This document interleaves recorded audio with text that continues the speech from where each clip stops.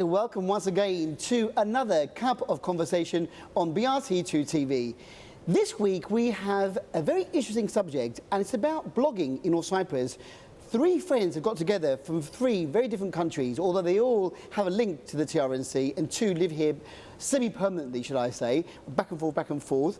Now, my guests, two of the three members are here, and they have been guests on my programme independently, Roger Bara and Dean Lewis. Now, the third guy is Sergei Peshkovich, and they are together on a blog which is called Russoknow.com, and it's a blog that the Russian, the American and the Britishman have put together. It sounds like a joke, doesn't it, really? There was a Russian, an American and an Englishman. No, we won't go to the joke, but they are three great guys who have very, very important opinions about a variety of subjects, and that is today's Cup of Conversations. So, Roger and Dean, welcome back to the programme. Great to be here. Now, the last time both of you were here separately, we were in a different part of the building, in a different part of the studio, and now you are here in this new HD studio of ours. What do you think, Roger? Are you impressed? Well, I'm a bit worried that people can see more wrinkles than they could last time because of the quality of the broadcast, but it really is impressive. The whole studio just reeks modern, and it reeks really, it just looks lovely. And both of you have a connection with media, because I know that you are a musician and that you've been on Top of the Pops many a time when you were backing a famous singer, and that was the actual reason why you were here the first time on the programme. That's right, yeah. I toured with Bonnie Tyler back in the 70s. It's a heartache. I'm not going to sing.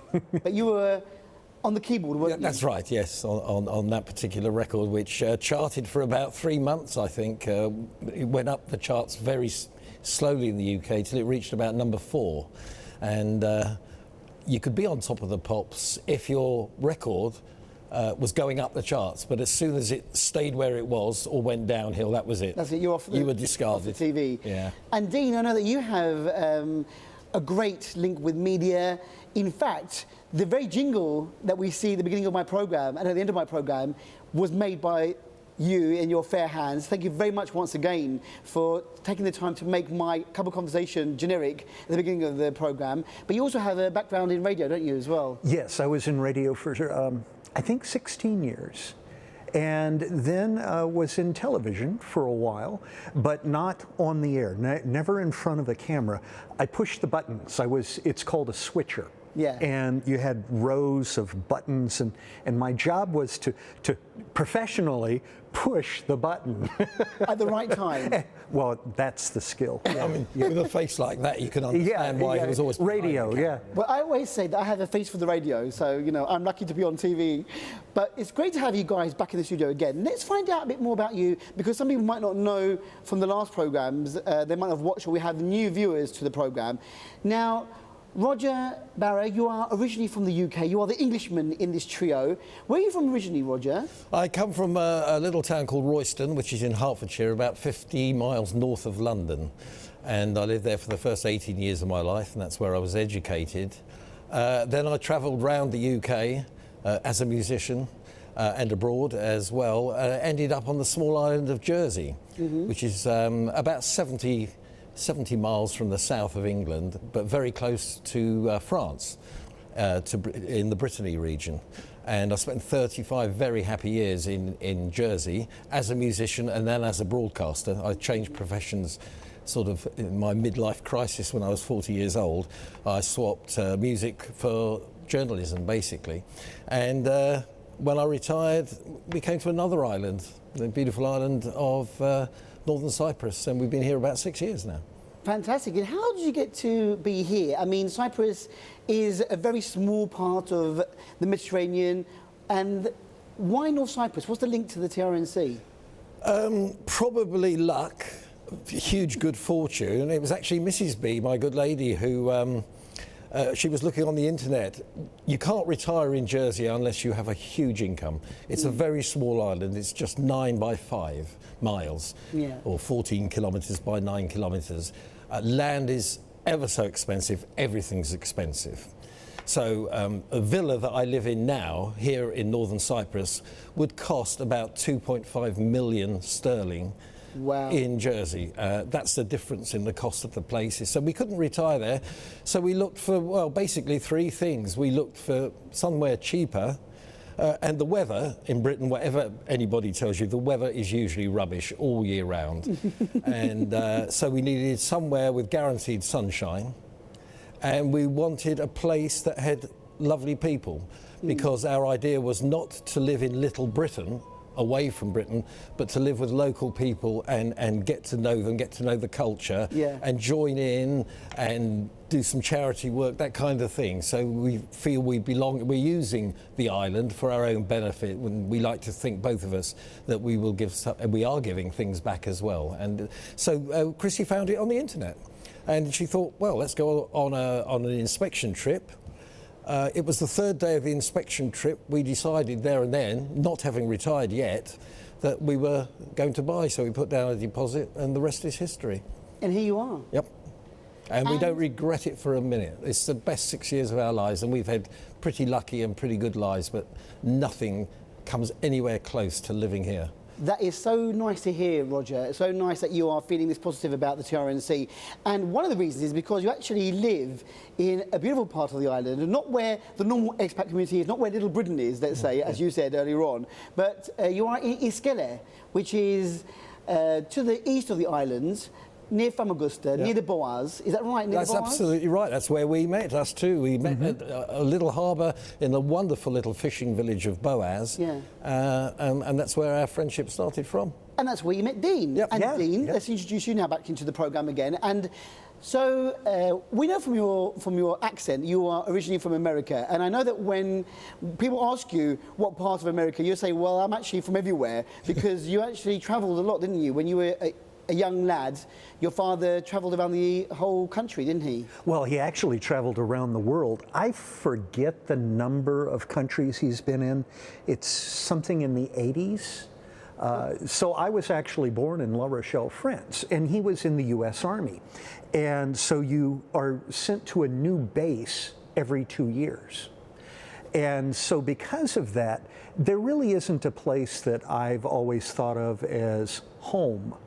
You know, Roger probably has a specific house that he thinks of as his home. I never had that, but in return, I think I got to see an awful lot of the world, and I've got to meet a lot of people and experience a lot of things that others might consider exotic, really. You are married to a Russian lady. That's right. And here you are, an American and Russian, in the TRNC. So what's your link to Northern Cyprus then, eventually coming here?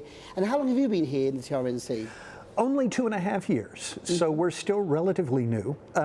And I did something similar to Roger, except my research was all on YouTube, and I watched hours of YouTube before to make sure that this was the right move. And I was so taken with the area. When we came here, we actually had cash in the suitcase and purchased. So very similar to what Roger did. We were here for 3 days, bought a house. And like Roger, in the U.S., you can't really afford to buy oceanfront property unless you've got $1 million. You just can't. But you can do that here, and you can live a wonderful lifestyle here. And like Roger, I found the people to be so friendly and so kind. We just never left. The area that you both live in, I think Iskele, Boaz, is an amazing area.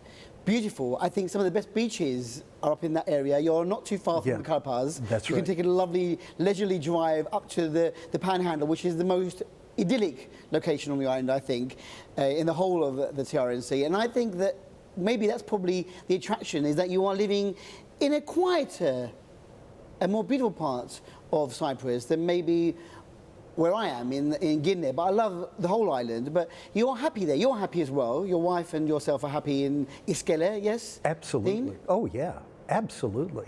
And you're right. You can be with the donkeys, you know, in an hour, or you can drive the other way. And I love Gurney. It's just, what a beautiful place. And so there's so much variety, and there's so many different experiences you can have Salamis, 20 minutes from my house. Yeah. You know, who can say that you live 20 minutes away from a Roman capital city? Yeah. So very cool. And that's a beautiful location to wander around, an amazing location. Oh, yeah. And you have lots of concerts there at the amphitheatre, so you may be lucky if you have... Isn't that amazing? It's really amazing, that area. Wonderful. I love it. I love being in that part of the TRNC. So here you are now in Lefkoshia, in my neck of the woods, in the capital, and we are here to talk about... Well, I love this on the internet. I saved this, I captured this on your website. And now, Rusuk. Now, Rusuk is Russia, US and UK. One story, three tales, three friends born thousands of miles apart. It sounds like a film. It's not, you know, at a cinema near you, catch this film. That would be nice. That's next, I think. You can film each other. Now, I know that you said you met each other in Iskele area. Unfortunately, we couldn't get Sergei here because is he in Russia at the moment? Yes. Back in Moscow. We couldn't get the three of you on the island at the same time whilst I was able to film you guys. So is Sergei another person from Iskele, or how did you meet? Who's going to tell me about Sergei in this? Well, it was through you, really, that I met Sergei. Yeah. What happened with Sergei was, it was interesting. He came to visit us. He's family, really. And Roger had written a blog. Roger is being really sincere when he talks about how passionately all of us feel about North Cyprus. And he wrote an article on the TRNC, and I'm showing Sergei. I'm like, you know, this is really great. And it was from that conversation that the three of us got together and decided to write this thing. And I think it's been just a tremendous thing. I enjoy getting to read what everybody else thinks. I do quite a bit of running. There's so many places to run, and the weather's always good around here. And Sergei did that as well. So while he was over, we went running together. We invited Dean, but he took my TV was on, so I couldn't go. And we talked about it, and we both thought, what a great idea. So we went back to Dean and said, yeah, let's do it. Yeah. I think it's fantastic. Now, this is some of the information that you've got on your website, which is rusuknow.com, so please be careful about that. The name Rusuk is made from the initials of the countries we called home. Russia, Sergei, of course, United States, Dean, and United Kingdom, Roger. It also turns out that Rusuk is the name of a hare with large ears from Russia, and we are quite pleased with our name. So it's quite a good combination for the names there. And so Roger is the editor, Dean is our web designer, and Sergei is our professional writer. That's what you say on your Facebook page, your blog page. So you decided to come together and to write things on different subjects. And so how long has this blog been going? Well, I think we started in October last year, and I think we've done about 23 so far. So basically, we think of a subject. We all have to agree on it. So, you know, it's not a question of, I passionately want to write about something, so you two will have to. It's very much discussed on Messenger, usually. And we agree a title, we write it. I get all the blogs. I never look at the others until I finish mine. So I can't be influenced by anything the other two say. Yeah. And I edit it, then send it to Dean, who publishes it. And that's how it works. But it's quite funny because I'll get stuff from Dean and he will spell something like honour, H-O-N-O-R, which is how it's spelled correctly, by the way. In America. So as soon as he gets on my computer says, excuse me, but there's a U here. It's H-O-N-O-U-R. And when I send it back to him, his computer then auto-corrects it back to what he had it in the first place. So it can be quite funny. But what I don't change ever is, you know, an American idiosyncrasy or a Russian, which isn't Sergei's first language, although his English is unbelievably good and his writing is spectacular. But anything that's particularly Russian, I will leave as Sergei intended it, rather than to put it in technically correct English. So that you get a flavour of where he comes from. Yeah. So when you look at that article, you'll have three different views on the same subject. And I think the whole idea, Dean, I think, is when we've done it, are there any traits that anybody can see, the differences in the way we were brought up, in the place that we were brought up? And that's what we're looking to find. I'm not sure we've done enough blogs yet for any pattern to emerge, but that's really what we want to try and see if we can achieve, that there's a Russian way, there's an American way, and there's an English way, and maybe we have different views on different subjects. Do you find, Dean, that when you get everything back, after Roger's been given all the information, and then you're going to get back again, do you find it's quite interesting to see what everyone else has written before you publish, and you think, oh my God, you know, how similar or how different we are when it comes to a certain subject? Well, I'm amazed often at how similar we all are. Yeah. And I've learned, having been able to travel, that we are similar. And I don't care where you're from. Most of us want the same things out of this world. Most of us are looking for the same things. Now, when the blogs come back, I don't even bother trying to format it. I just read them, because I really am curious how different people see the same subject being from a different place, and how does that shade your view of the world. And to me, that's the fascinating part. And I really do like to see what Sergei thinks or what Roger thinks about any given subject. Can you remember the very first topic that you shared as a blog? If you go back to October last year. I think it was when North Korea was kicking off. Oh, yes, and so that's right. Our first blog was about... It never rains North Korea. Yes. Basically, and at that time, of course, tensions were very high. It's not that long ago, but people were thinking, you know, there's a potential war starting here. Yeah. And we each had our views on that, and it was quite a strong one to start on, quite heavy. Yes, but it's not all political, though, is it? It's not all. No. The one that I thought was very good, and the one that you shared to me via Messenger, just to give me a taste, was, and of course, very topical, very recently, the World Cup. And when I opened it up, it was your part of the discussion of the World Cup, and you were saying about how when you first watched the World Cup, it was, you know, 62. 66. 62 in Chile. 62 first of all, and you were listening to the radio, scratchy broadcast in Chile. That's right. And then, you know, dismal performance from England, and then you, obviously in 66, the legendary World Cup won by England.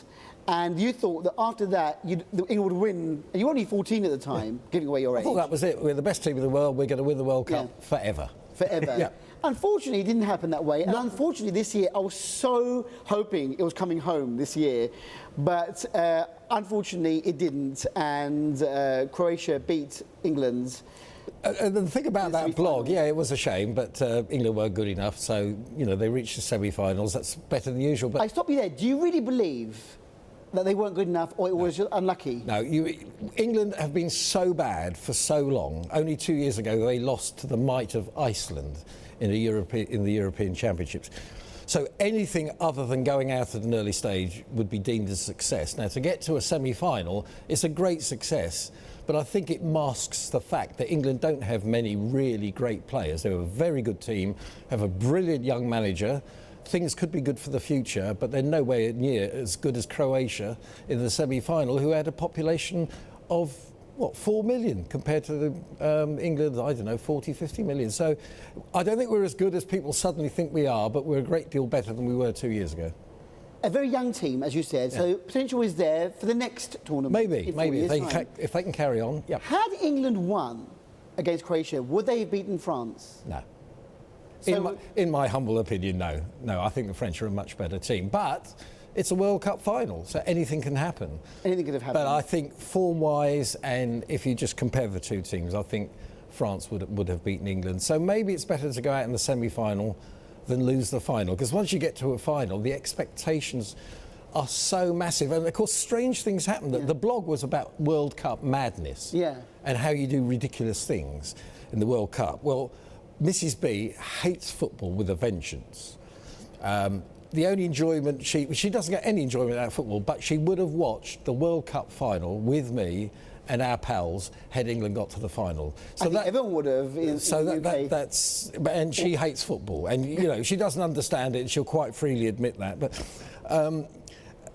the other thing about World Cup madness is I was over in Jersey with my oldest son when the World Cup opened a month ago, and the first match, we all went down the pub and watched it, and it was Russia against Saudi Arabia, you know, and we have absolutely no links with either country's football teams, but it's the World Cup, so we had to go and watch it.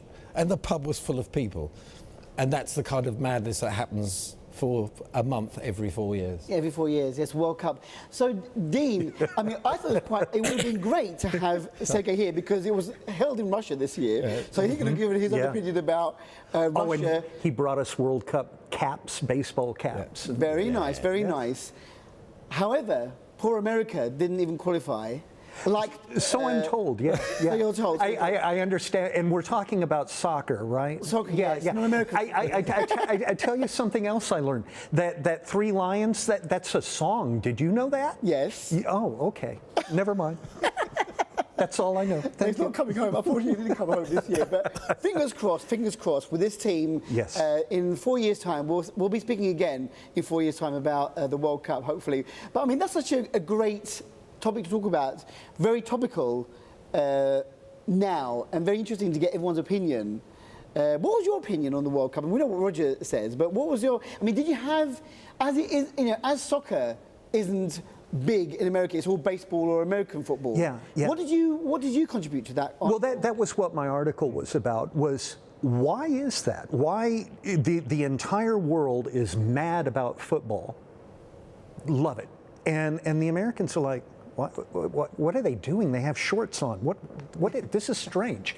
And that was kind of what my article was about, was really the power of television contracts and how the four major sports in the U.S. have timed their playoffs in such a way that in order for football to break through in the U.S., it would have to go up against the back half of the baseball season and the front half of American football. Yeah. And the Americans love their football and the American football. And the World Series is a really big deal. And it's just going to be terribly difficult for the American football soccer leagues to ever get a major television contract. And if you're not on television, you're just not going to do it. Yeah. I mean, yes, 60, 80,000 people in a stadium, that's a lot of people, but it's not a lot of people in a nation of 350 million, right? I mean, it's a fraction of 1%. Yeah. Of course, America is just a complete massive superpower by itself with its own national sport, so you can't expect America to all of a sudden join the rest of Europe or the rest of the world.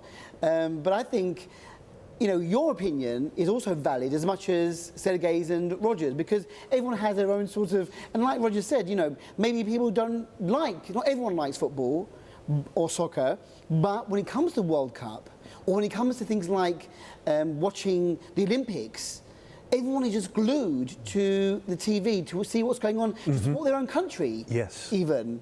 You know, you want to... I'm a great believer that sport is one of the few things that brings all nations together. Yeah. And I would love America to have been in the World Cup final, so we could watch it together and have a laugh. But and in fact, they've been more successful in qualifying for finals than England have over the. I think this was the first time in 7 World Cups that America actually didn't make it to the final month. But I think sport is a wonderful way of nations celebrating competition together, and I think it's one way. If you read the blogs, you will know that all three of us are highly critical of our own governments, back in England, in America, and in Russia. But when you're talking either about music, art, or sport, as we are at the moment, that brings countries together, and it's quite wonderful, and it's very, very powerful. So this blog that you've got with the three of you giving your own opinions, very, very witty, very, very well set out, really easy to follow what's going on the web page, on the blog page.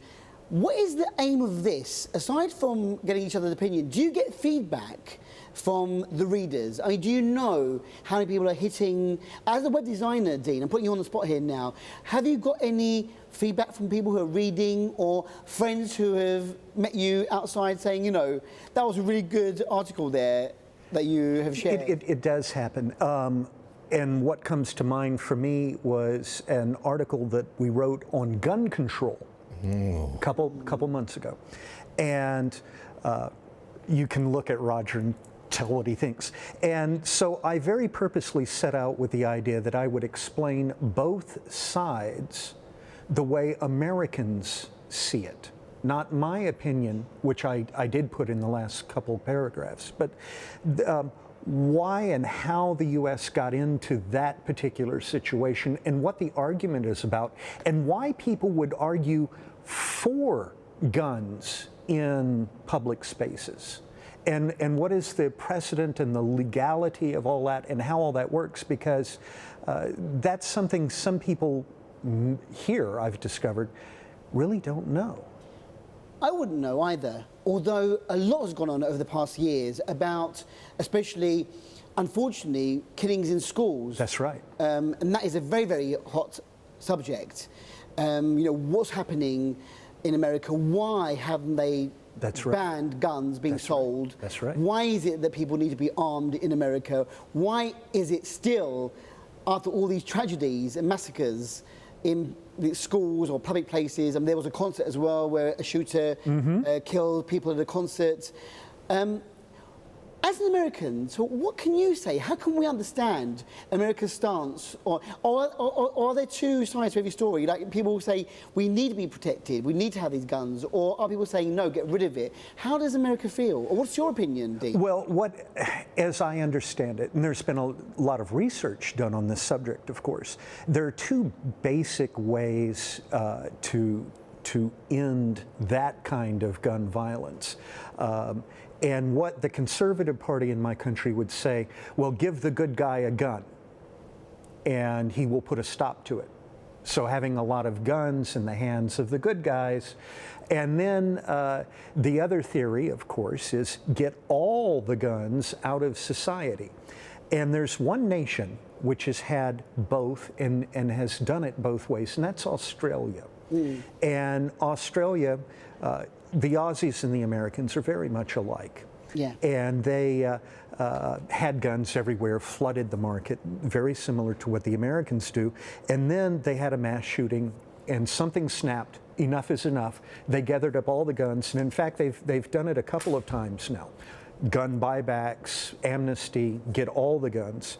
And what they have found is that they are able to achieve much, much better homicide rates by taking the guns away from everybody than they were able to achieve by trying to say, okay, good people who have received proper training and licensing can have a gun.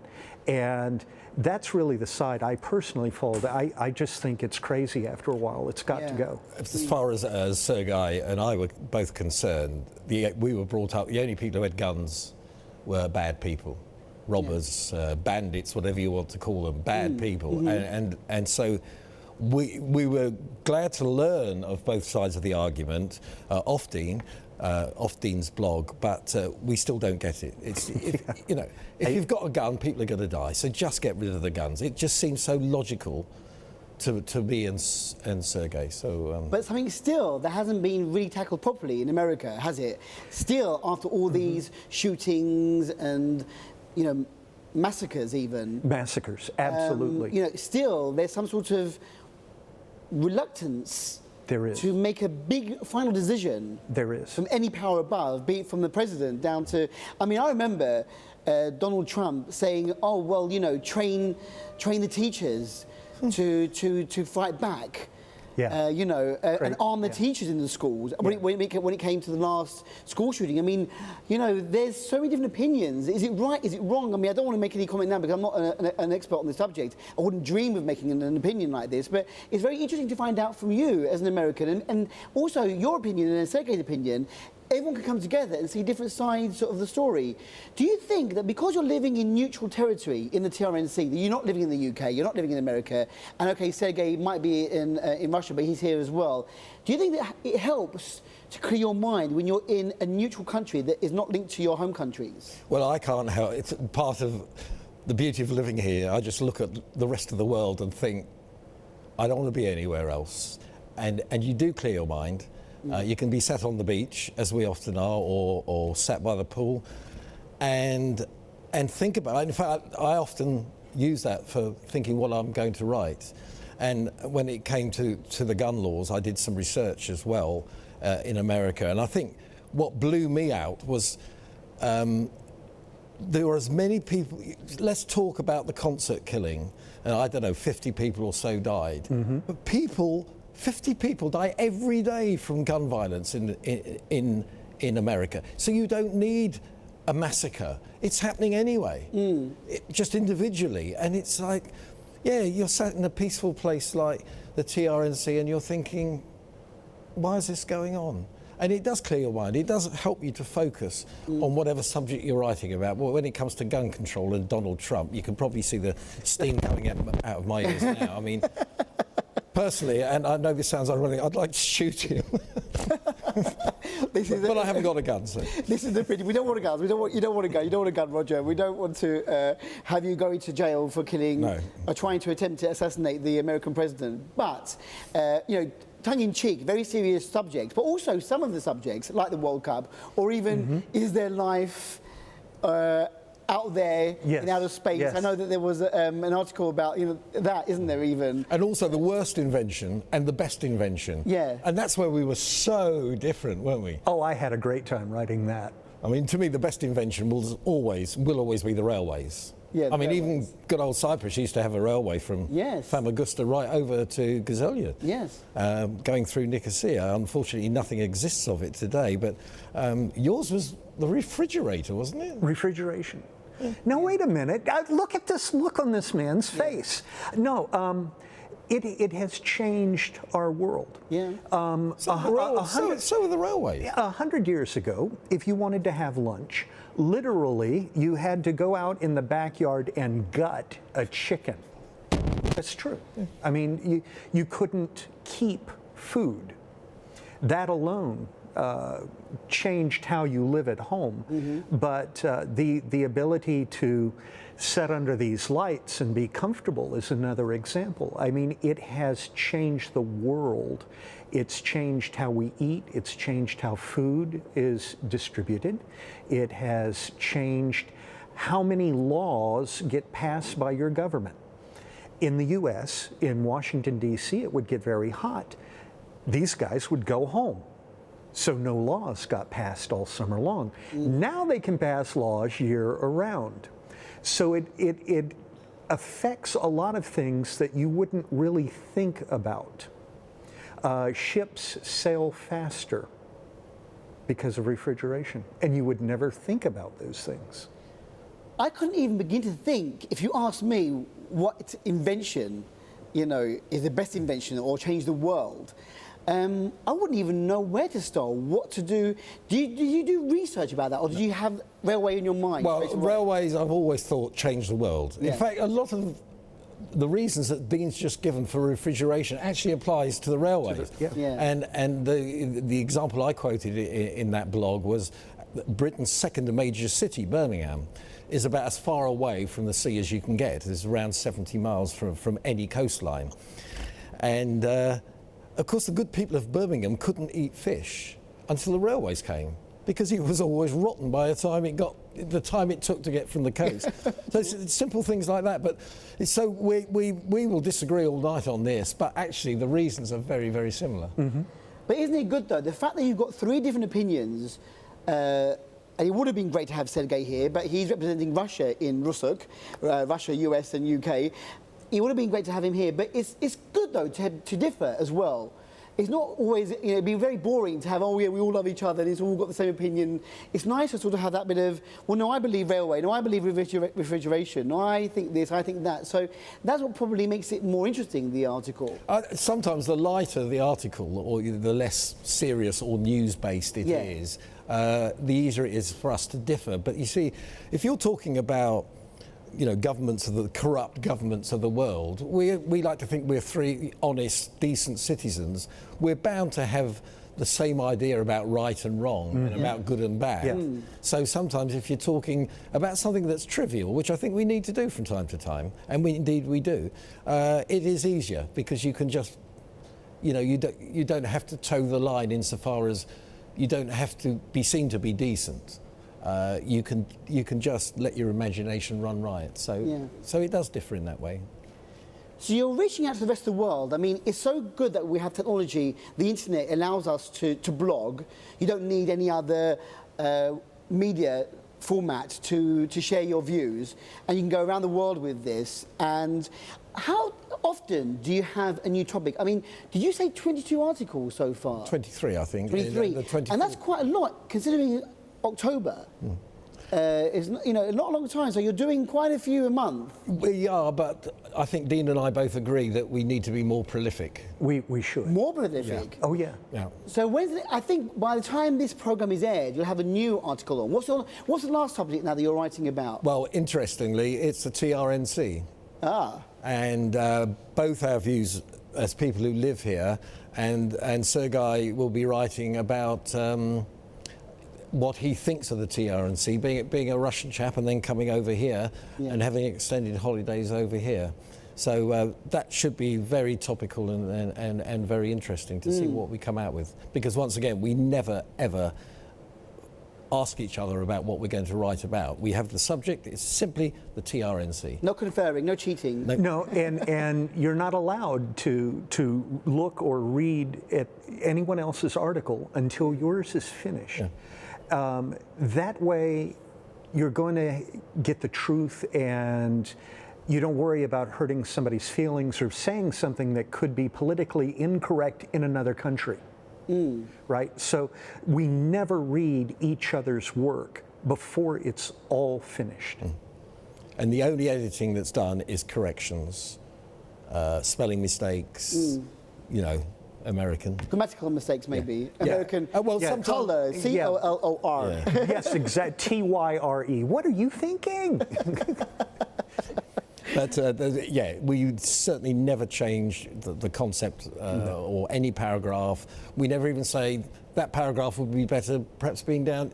We leave it. It's just to make sure it's grammatically correct. So that people, there's nothing worse than reading a website or a blog and finding a spelling mistake. It's just awful. People will just go away and they won't they'll say no one's checking this, no one's proofreading. That's right. So you've got a lot of work to do. I mean, it's quite a lot of time, isn't it, to think of the subject, to write on your subject, then you collect it all, and then you pass it on to Dean, who puts it onto the website. So it's a lot of work for everyone involved, isn't it, really, when you think about it? It takes up the time. It's funny, though, some of them, and then there'll be the next one, and it will actually take a couple of days. The most difficult one for me was on religion, because you wind up talking about your inner personal core beliefs to people you've never met. And it is very much bearing your soul, which is something that I really was not used to doing. Or comfortable with. Or comfortable, and still I'm not. And so that actually took a while for me to write, to get down and get real. And then some of them, the gun one, minutes. The religious one I found very difficult, not in writing down or bearing my soul. That bit was easy. I just knew by writing what I was writing, I was going to upset a lot of people, and some of them very, very close friends, because our beliefs are so completely different, and that was hard. But then you think, you've got to be honest, otherwise no point doing this in the first place. This is what I think. I might be terribly wrong, I usually am, but this is what I think, and this is why I think it. It is a blog. it's not a newspaper, it's not fact, it's your opinions on certain subjects. So you are allowed to express your opinion. I mean, it'd be sad to self-censor yourself and then think, well, actually, that's not what I want to say. So you're giving yourself freedom. Do you think that it's good therapeutically for you guys? Because you obviously, when you read things online or you're reading the papers, we all have an opinion on something, but you get the chance now to maybe put your opinion across. Do you find yourself sort of like going, wow, I've vented my opinion now on that, and I feel that that subject is closed? Does it happen to you guys, do you think? I mean, let's say on the issue of gun control, which is something that is very big in America. Now that you've written it there, it's out there, Dee's opinion is there. Yes. Are you happy with that? Yes, because I happen to be right. You happen to be right, in your opinion, but then other Americans might not agree with you, would they? That's right. You're absolutely right. And that is one, we call them in the U.S. hot button issues. And that certainly is one of them. And so no matter what you say, there's going to be people passionately and factually disagree with you. And the other great thing about it is therapeutic, writing a blog and getting something out of your system, but also doing some research. Dean doesn't do as much as us other two do because he's got more upstairs. You know, he retains more facts and he's very knowledgeable about many subjects. But if you get a subject that you're not totally familiar with, it's great doing the research because you're learning all the time. Yeah. And then you read stuff on the internet. I know you can't rely on it all, but it does then help you form your opinion. Of course, you know, you'd have to go to two or three different sources to confirm facts, and then you can say, well, you know, I've learnt this, I'm sharing this about refrigerators or railway, and you know, and you're also informing the public as well. I think it's very interesting, and I think you've done a great job. I mean, the one about the World Cup was fantastic, and of course it's very topical at the moment. But all the other ones, I'm interested to find out about your opinions on the TRNC and see how three different people see it in three different ways. But even though you're not really representing the whole of Russia or UK or America, I think three different guys from three different backgrounds coming together is a fantastic idea, and I think it'll be a good, you know, thing that you're doing for a long while. Do you think you'll continue this for? I would hate to give it up. Having started it, I would really hate to give it up because one of the highlights of many highlights of every week is reading what these two chaps have done. Yeah. And sometimes you read it and you think, no, I think my blog was a bit better than that. But most of the time I think, do you know what? I think mine's going to be third in the list this week because it's not quite as good as the other two. So. But that's my competitive nature. I don't know if you feel the same. But that's good. I mean, that makes it, you know, that next time you'll try even better to make a more interesting or more comprehensive. That's the other thing, of course. We hope that come October and the following October, we're all getting better and better. Now, Sergei, our Russian friend, is a professional writer, amongst other things that he does. Me and Dean are not. So we hopefully are only going to get better and better at it. Yeah. And see, I don't try to be more dramatic or to be more confrontational. I honestly try to say what I think in the language that the three of us might use if we were sitting around a table, you know, enjoying the view of the harbor. Yeah. I want to say thank you very much for coming in today. You've made it a very interesting cup of conversation, and I want to send my regards back to Sergei Pashkovich, and also hello to you again, Dean Lewis, and to Roger Bara, the three guys from Rusuk. It's rusuknow.com if you want to find them on the internet, if you want to follow their blog. That's rusuknow.com. And again, I have to share this. It's like a film thing. One story, three tales, three friends born thousands of miles apart. I could do a voiceover for them for this. You know, I've got to change that. Thank you very much again for coming in, for giving your opinion. I look forward to reading more articles, and I think you're doing a great job. Thank you for sharing your opinions about very many different subjects. It's not easy to have an informed opinion on everything, so you're doing very well, and I hope that the Rusuk continues for many years to come. Well, very kind. Perhaps one of our blogs will be about the great Jan. Why not? I don't know how Sergei will be involved with this, but you can always say media in the TRNC. He can go online and watch and listen to us. But I'm very honoured that you came today. Thank you very much once again, and I wish you all the best. Thank you very much. It's great fun. Thank you. Thanks a lot. And with that, we've come to the end of a fascinating cup of conversation. So go to Rusuk, rusuknow.com, and open your eyes and ears to a brand new world via Sergey, Roger, and Dean. Until next week, take care and go well. Bye-bye.